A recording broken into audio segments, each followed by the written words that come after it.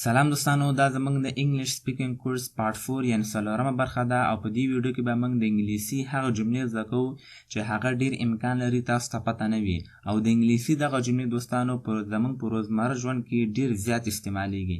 نو که چیرې ستاسو دغه ویډیو خوښیږي دا ویډیو درسره لایک کړئ. Let's get started. ولې په مشکل کې یاست؟ ولې په مشکل کې یاست؟ Why are you in trouble? Why are you in trouble? دوستانو کله چې موږ له ملګرو سره یا له بل چا سره یو او په دې وخت کې موږ ته حاجت پیدا شي د وړو بولو یا د غټو بولو صحیح دی او هغه موږ پښتو کې ورته نشو ویلی خپل حاجت ورته موږ نشو ویلی پښتو کې نو په دې وخت کې به موږ د انګلیسي دغه جملې استعمالولی شو صحیح دی که دلته زه وایم چې زه غواړم وړې بولې وکړم صحیح دی زه غواړم وړې بولې وکړم دا موږ بیا په انګلیسي کې څنګه ورته وایو I want to pee I want to pee دې مطلب دا دوستانو چې زه غواړم وړې بولې وکړم صحیح دی نو خپل ملګري ته بیا موږ په انګلیسي کې داسې ویلی شو که موږ غواړو پښتو کې نه ورته وایو نو بیا موږ په انګلیسي کې ورته ویلی شو چې I want to pee او دوستانو چې کله موږ ته غټې بولې راځي او موږ وایو چې مطلب زه غواړم چې غټې بولې وکړم که هغه ته هر ځای کې وي که ملګرو سره وي که بل ځای کې یې صحیح دی نو بیا موږ ورته ویلی شو چې I want to pop I want to pop دې مطلب دا دی چې زه غواړم غټې بولې وکړم زه غواړم غټې بولې وکړم نو د انګلیسي بیا دغه جملې تاسو هلته استعمالولی شئ او داسې هم ورته ویلی شي دوستانو چې طبیعت راته اشاره کوي طبیعت راته اشاره کوي هغه بیا په خپله پوهېږي چې طبیعت ته مطلب څه شی دی صحیح دی دا په انګلیسي کې څنګه وایو چې nature is calling me nature is calling me دې مطلب دا دی چې طبیعت یعنې دغه چاپېریال طبیعت راته څه کوي اشاره کوي نو په دې طریقه هم تاسو ورته ویلی شي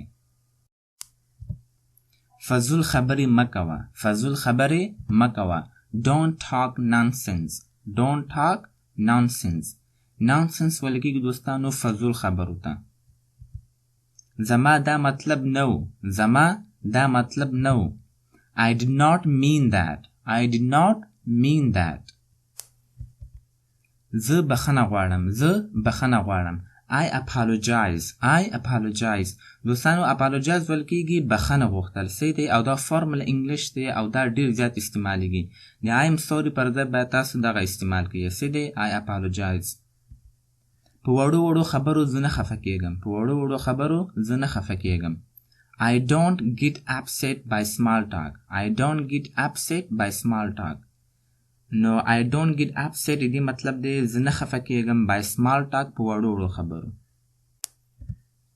دا ستا ښهوالی ده دا ستا ښهوالی ده This is your goodness This is your goodness تاسو یو ډېر عجیب انسان یاست تاسو یو ډېر عجیب انسان یاست You are so strange person You are so strange person Strange ویل کېږي عجیبه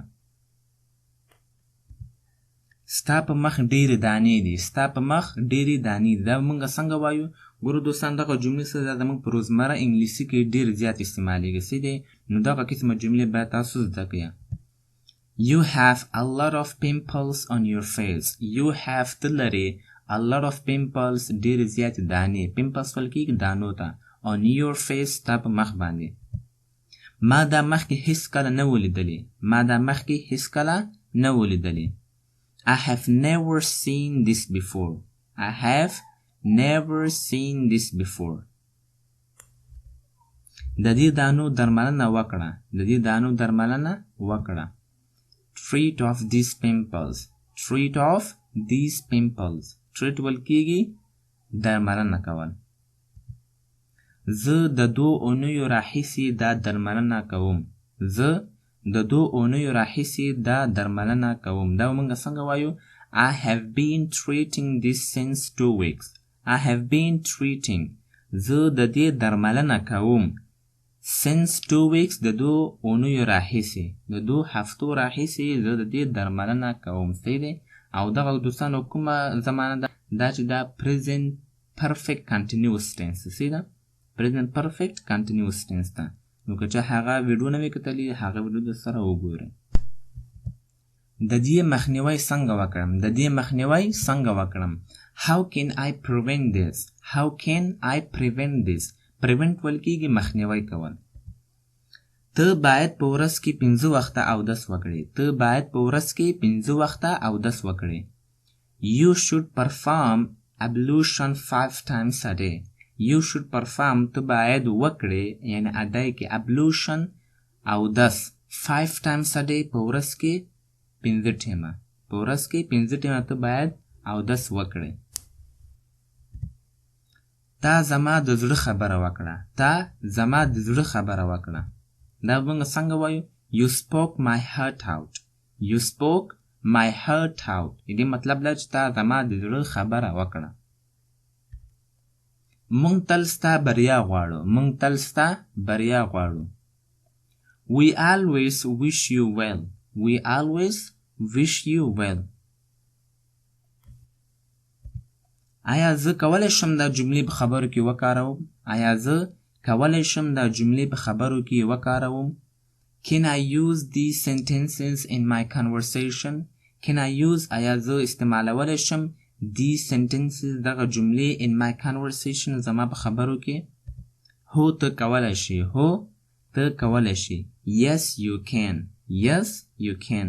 Thank you so much guys for watching this video.